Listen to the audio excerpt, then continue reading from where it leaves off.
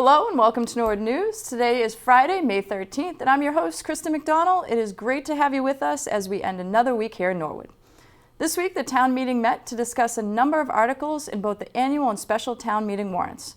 On Monday, town meeting voted on all articles in the special town meeting warrant, and most of the annual warrant included the town's FY23 budget and a number of community preservation articles regarding funding and open space, including a $1.6 million for the Cooper Park. On night two, town meeting considered 4 zoning articles that would amend the official zoning map at 259 Lenox Street and at the Norwood Space Center on Moore Street. General Manager Tony Mazzucco recaps the 2 nights. So the first night of town meeting, we took care of our most important item in business, which was the town budget. It'll make sure we'll be able to provide services to residents next year. We also made a couple of important investments as well. We put $6 million into a special purpose stabilization fund for open space acquisition, meaning that at any point in the next couple of years when we have the opportunity to purchase some open space for the community, we'll be able to do so. We also put a total of $4 million into 2 different stabilization funds. One, our regular stabilization fund, which is like our savings account, and the other one, the override stabilization account that we established after the 2019 operational override, which will help keep the town's budget balanced for the next several years. We took care of some other items, end of the year transfers, closing out a few accounts. We established an enterprise fund for water and sewer, which is really just an accounting change that'll let us better track our water and sewer revenues and expenses, make sure that we're charging the right amount for rates and the right amount for taxes, and that neither one is offsetting the other. So all in all, the first night passed pretty well. We finished in one night with the bulk of our work. Then we had to move on to night 2, which was 2 zoning articles and the related map changes to make those zoning articles happen. There was a lot of debate on the second night of town meeting. It was truly democracy in action as residents, we had I think 17 registered speakers. Residents debated 2 zoning articles that were very similar, ultimately sent one back to the planning board, but approved the other one. So there will be a new housing complex coming to the Norwood Space Center in the next year or 2. And the other proposal, which was to allow a housing development on Lenox Street, right across from the train station near the Norwood Hospital, which will hopefully soon be the new Norwood Hospital, the residents of town meeting, or the members of town meeting, decided to send that back to the planning board, I think concerned over some of the last minute changes. In her first town meeting as town moderator, Jerry Slater thought the 2 nights went well. Well, you know, this was an interesting town meeting because that actually was kind of a natural division, with the first night really being about finances. The FinCom was up there, and the budget itself, and some other financial related articles for the most part, and establishing some funds and stuff like that. Today was all about zoning. And you know, the way it worked is we cut it off, so we concentrated on zoning today. And not only was it zoning, but it was petitioner articles, which made it very interesting to establishing some different zones here in town. People were very, very passionate. And another big difference is the first night, relatively, we moved along. There wasn't an awful lot of discussion, just a couple of articles. But tonight, we definitely spent time. We spent really 3.5 hours on 3 articles when you think about it, because we actually moved one article that was out of order. So I'm feeling, how am I feeling after my first foray up there? I never realized how much you really needed to learn as town moderator. And again, because of just the different nature of these town meetings and the articles, I kind of had to learn everything all at once. Normally we would have a separate zoning town meeting that only dealt with zoning articles. This was a mix. So I've got some more learning to do, but I'm feeling really good that we got it done, and I'm feeling great about the participation that we got from the members. To watch the full rebroadcast of both nights of town meeting, tune into the NCM government channel or watch it on demand at norwoodcommunitymedia.org. We'll be right back with some exciting news from the high school.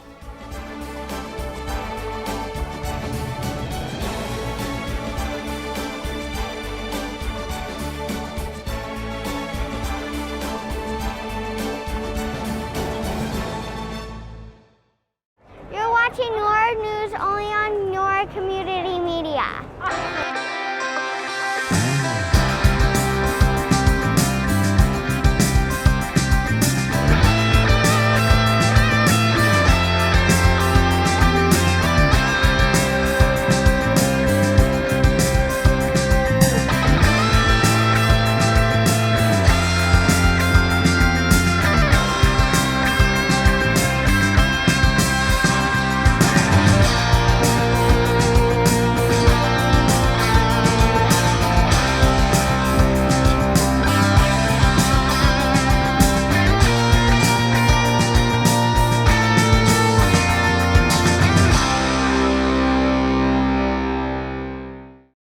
Welcome back. Norwood High School Principal Dr. Hugh Galligan is the 2023 MSAA Principal of the Year. The Massachusetts School Administrators Association gave the NHS principal this prestigious award for unwavering commitment and dedication to the staff and students of NHS. Hugh shared this message with MCM. A special thank you to all the staff, students, and families of NHS who really make it happen. A huge thank you to my family, my wife Meg, my kids Hugh and Tommy. There's an amazing amount of sacrifice on their end and love and patience that goes into this, and they're very supportive of me. And then all the mentors and colleagues that I've had along the way have had a big hand in helping me learn and continue to develop and grow. Constantly trying to improve, and here specifically, I lean specifically on Mrs. Durain every day. She's been amazing to me. She is a mentor to me, to Dr. Thompson and the school committee, for all their support. But like I said, it's a collaborative team effort, all making this happen. Really has very little to do with me and more to do with us all coming together and doing the work to support the students at NHS. This summer, Dr. Galligan will be honored at the MSAA Summer Leadership Institute in Plymouth. In September, he will be recognized by the National Association of Secondary School Principals in Washington, D.C. Congratulations, Hugh, and enjoy this honor. It is certainly well-deserved. Friday evening, the class of 2022 partied at their senior prom at the Lakeview Pavilion in Foxborough. The first stop of the evening was at the town gazebo for the senior send-off. The kids looked fabulous, arriving dressed to the nines in gowns and tuxedos. And many of them stopped by the NCM red carpet to chat outfit details and give a shout out to family and friends. Let's take a look at some of the highlights. You guys look fantastic. How did this all come together tonight? Honestly, bought this online. First dress I bought, I'm wearing it, so we're just happening here. Look beautiful. And your tux? I went to Richard Lewis in Canton. Shout out to him. He helped me out with a nice navy suit. So who did it take longer to get ready? Aaron for sure. Definitely me. What song are you looking forward to hearing tonight on the dance floor? Definitely anything Nicki Minaj. Amen to that. I would probably say the same. I'm a big Nicki fan. The barbs are out tonight, right? All right, well, have a good time. Have fun.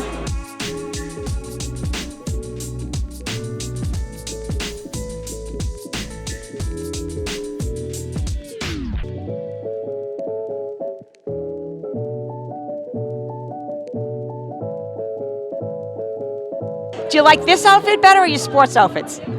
Definitely in the dress better. It's a lot more fun. I think I like being in my uniform a little bit better. Which one, hockey or baseball? Definitely hockey.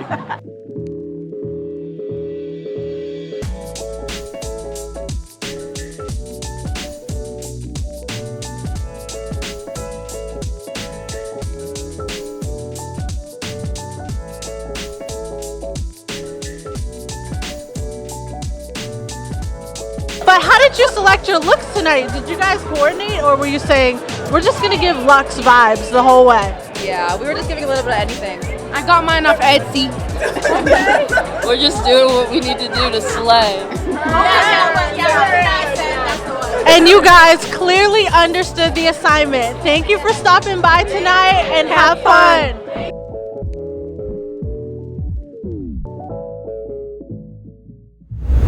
Special thank you to our NCM volunteer hosts who did an excellent job hosting this fan-favorite show. Miss Lisa Colissimo is an incredible secretary who keeps all of NHS in order. Miss Mallory Jean-Noel is a powerful career counselor who connects students with incredible opportunities. And Miss Nora Glenn is most commonly known as Nana nowadays, after retiring last year from a tremendous tenure as an NHS gym and health teacher for decades. Thanks, ladies, for helping to make seniors' prom so special. To catch the rebroadcast, watch the NCM Community Channel or check out the Video On Demand library. In just over a month, Norwood and the surrounding towns will be celebrating Juneteenth, an annual holiday observing the end of slavery in the United States. Specifically, it marks the day, June 19, 1865, when news of emancipation reached people in the deepest parts of the former Confederacy in Galveston, Texas.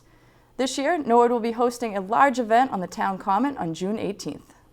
It is the very first Juneteenth celebration that Norwood is experiencing, and this is put together by the Norwood Juneteenth Committee. We're a group of motivated and excited individuals. We really believe that this is something that Norwood deserves. It's going to provide education and celebration. That's our tagline, where we provide art from different artists around Norwood, drama, music, food, anything you name will be here. I like to also say that the Norwood Historical Society will be here because this is a very special and historical event. We will have vendors from the Island Oasis Caribbean to sbmagazine.com. We'll have the juice bar here. It'll be represented well by the library in town. There's just going to be such a melding of different people from everywhere. It's going to be very inclusive, and that's the most important part about it, where people are going to learn and take away more than they came here with. Juneteenth committee member and community organizer Sauda McLeod is excited for the event and for the residents of Norwood to experience a fun and inclusive day. So the community can really expect a fun celebration. We really want to bring a lot of radiant energy and make people feel welcome in Norwood because that's what we do. You know? The event is going to be happening a few weeks from now, so if you do want to support, you can check out our GoFundMes. You can check out our social medias because we take payment on all platforms. So yeah. To learn more or to help donate to the event, check out Norwood Juneteenth on Facebook. And now we're going to toss it over to Dory Theos with some school news.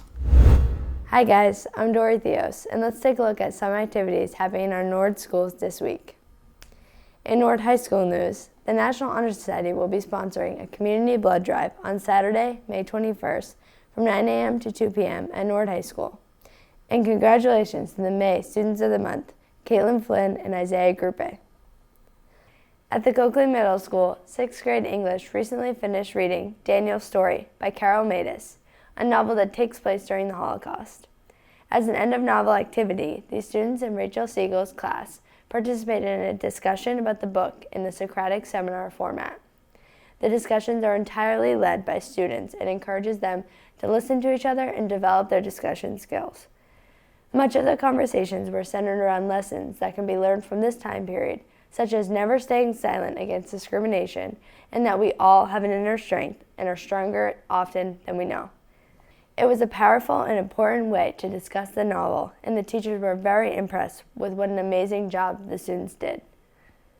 At the Callahan School, student in Miss McAvoy's 1st grade class have been having mystery readers come to their classes and read to the students. They decided to be creative and add music into the classroom. Ben Fritz and his mother shared their talent of playing the violin.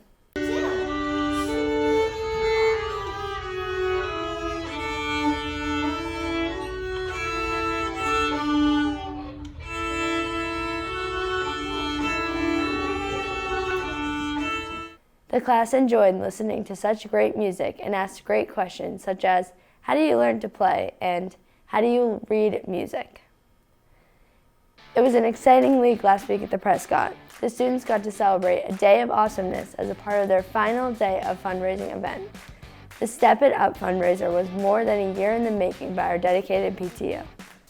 This experience-based fundraiser celebrates friendship, fitness, and fun. It challenges kids to use their awesomeness to help others and make a difference at their school. We celebrated our amazing student success with our Day of Awesomeness, an interactive field day where kids get to be kids and play on massive obstacle courses inspired by international TV shows like Wipeout and American Ninja Warrior. It was a laughing, dancing, unforgettable kind of day. The PTO even surprised students with Kona Ice, a snow cone food truck where students got to create their own flavors of slushies. A big thank you to the Prescott School Parent-Teacher Organization, including President Jesslyn Brown and Coordinator Tracy DeShiro, and many family volunteers. Prescott 4th grade teacher Crit Obara produced a fun video, and let's take a look.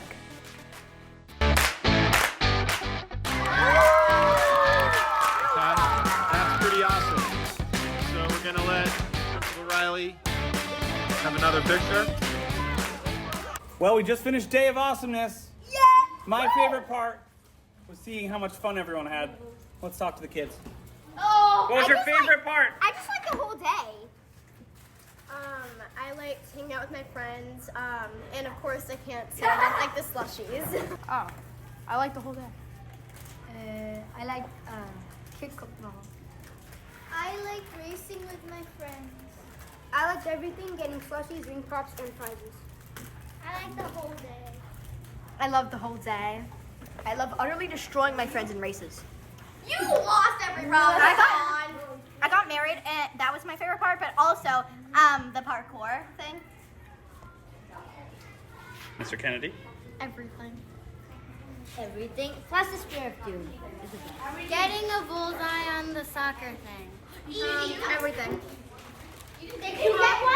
Yeah, I did. You got it very close. Probably absolutely destroying you, Mr. O. You did destroy me at the race. Mr. O falling off the tube things. The whole day, especially 11 times after I got hurt. Siddhartha, what was your favorite part? Slushies. Brendan? Getting a bullseye in the soccer net and racing with my friends. Hannah? I like destroying my friends at racing, hanged out with all the 5th graders, slushies, and ring All pop. the 5th graders. All right, can we get an awesomeness chant going? Awesomeness! Awesomeness! Awesomeness! Awesomeness! Awesomeness! Awesomeness! Awesomeness! Awesomeness! Awesomeness! That looks like it was a fun day, and thanks again to the Prescott PTO. It's a little buggy at the Little Mustangs this week. The children have been learning all about different insects by engaging in games and craft projects that practice fine motor skills. It may just look like these students are completing cute art projects, but teachers incorporate many important skills to ensure their preschoolers are developing hand strength, visual discrimination, and endurance through these crafts and activities. These are important foundational skills for children as they learn how to form letters, numbers, and shapes. The preschool teachers work creatively to find ways to make each activity a learning opportunity. These children also learned about the life cycle of a frog by reading some fiction and nonfiction books about tadpoles and frogs. They made some pretty cool frog visors and morphed into bug-catching frogs. When their alphabet frogs escaped the pond, the boys and girls had fun hopping around the preschool to find them while they're practicing their letter ID at the same time. They were able to catch all the frogs and find their spot back at the ABC board. I guess you could say the children were happy they found them all.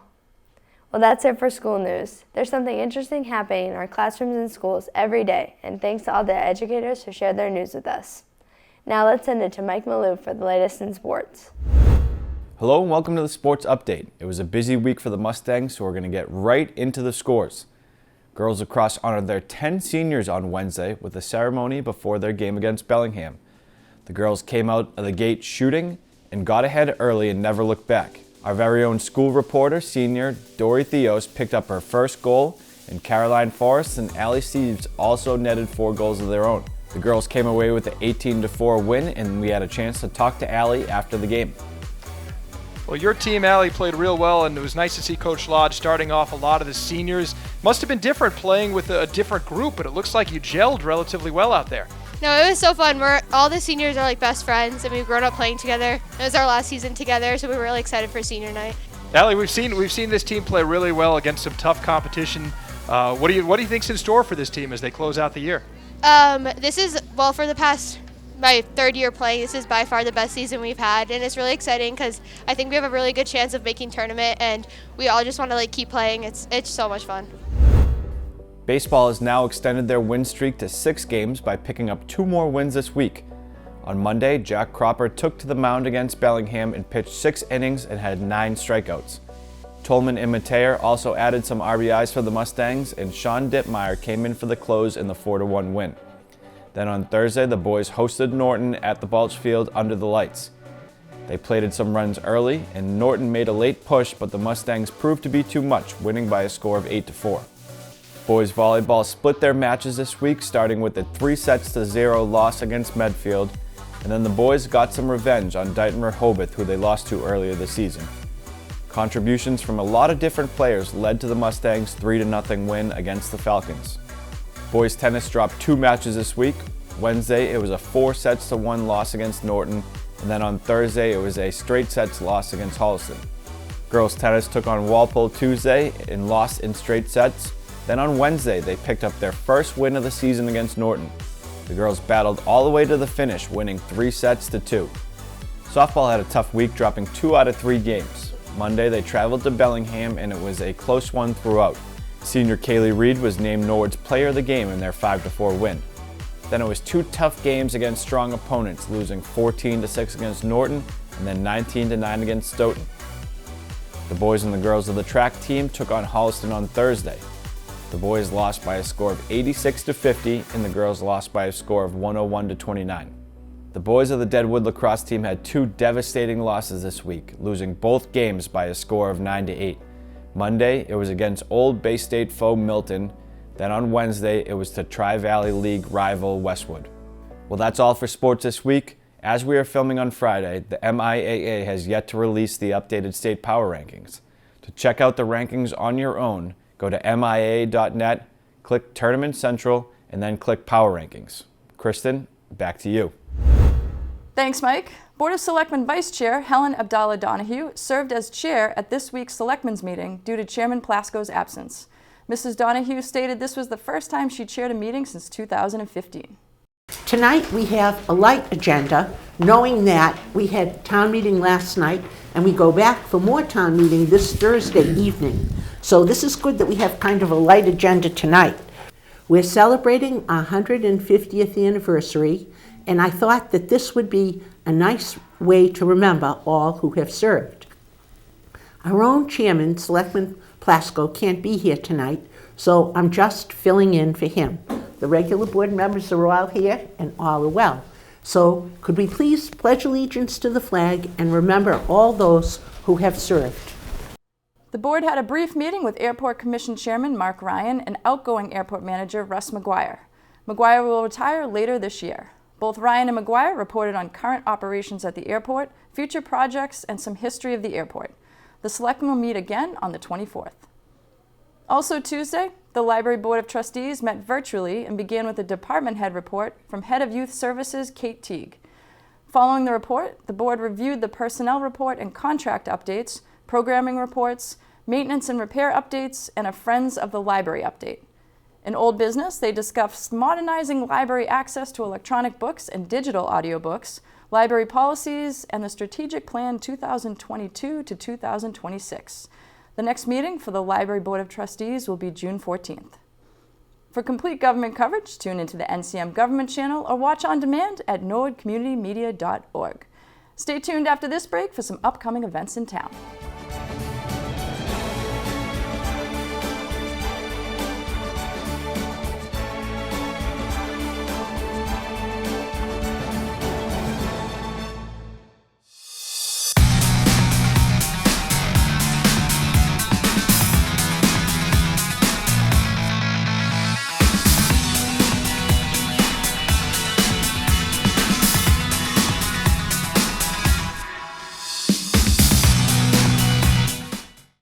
Welcome back. It was a windy Saturday morning when the Norwood Recreation Department hosted its Wings and Wheels event at the Norwood Memorial Airport.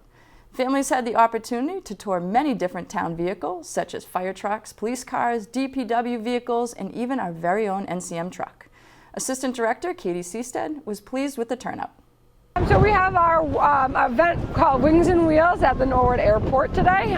We're very lucky to have it. As you can tell, it's a little bit windy out, but we still have a great crowd and a lot of people enjoying the event. So as of right now, we have about 695 people have checked in with their last tour coming in. Roughly, we had pre-registered about 1,100 people, so that doubles what we had for our first Wings and Wheels. So I think showing off the Norwood Memorial Airport is a big thing. Also working with all the organizations, not only the town organizations, but some of the businesses and organizations here at the airport, and highlighting what they do and how people from the town or outside of the town can get involved with the airport and take flights out of here rather than Logan. But yeah, I think it's a great way to bring everybody together and start building those connections. Definitely people are loving being able to get on the trucks, and the police and fire is always a big staple, as well as the light bucket truck. But you know what, the DPW front loaders, the little Kubotas, all the kids just love being able to play, and then also having the ice cream truck here for a nice sweet treat. And we just want to say thank you to all the municipalities that helped us. Thank you to the Norwood Recreation staff for coming out. We have a lot of part-time staff on their busy schedule. And then especially thank you Russ and Mark from the airport who've done an amazing job putting this event together with us. For more events like this, check out Norwood Rec on Facebook. Earlier this month, Norwood's General Manager Tony Mazzucco, as the Workforce Initiation and Opportunity Act Regional Chief Elected Official, was pleased to share that over 20 high school students learned skills and gained experience in trade jobs through a local pilot program, Tools for Trades. The Tools for Trade program is a program of the MassHire, which is our workforce region. It's the MassHire Metro Southwest region. One of the unique roles I play here in Norwood is I actually serve as the CEO of the region, where I'm responsible for appointing a board overseeing workforce development in 43 towns in the area. The Tools for the Trade program was an opportunity for high school students in the area to work with the New England Laborers Training Institute out of Hopkinton and experience different building trades over the course of a week. They were able to do this over April vacation. They took 4 days over April vacation. They got to experience a wide range of trades. We paid them. They received $100 a day for each day they completed the program. They got boots, they got hard hats, they got gloves, they got their little OSHA certificates, and they were able to spend a week exploring different trades and learning how the trades work and about career opportunities in the trades. Programs like this are critical. The average age of an electrician in the country is 55, and the average age of a plumber is 59. We are not having enough people go into the trades. It's driving costs up. It's delaying projects. Trade jobs are good jobs. They are very, very good jobs, and the country needs people to go into the trades. So this program is unique in that it takes students over their April vacation and it pays them. I have not seen a program like this for high school students. There are some programs for folks exiting high school and at other points in their career, and there are different targeted programs. But in terms of a program that just takes high school kids, brings them to learn the trades for a week, pays them to do it, gives them the equipment to learn these trades, I don't think I've seen another program like this. And that flexibility and that ease of, you send in the application and we pick as many as we can given the space that we have, made it easy for us to pick kids. There were 4 kids from Norwood who were able to do it. And there aren't a lot of programs like this. Sometimes some of the trade improvement programs, the trade encouragement programs out there in the country and throughout the Commonwealth are just very big and they're very complicated and they might serve 1 or 2 people here. This was traditional workforce development. It was grab people and pay them to learn some skills in hopes that they'll go forward and want to study those skills. What an awesome program. Well, that's all for Norwood News. To stay up to date with Norwood Community Media, follow us on Facebook, Twitter, and Instagram. As always, thank you so much for watching. Have a great weekend.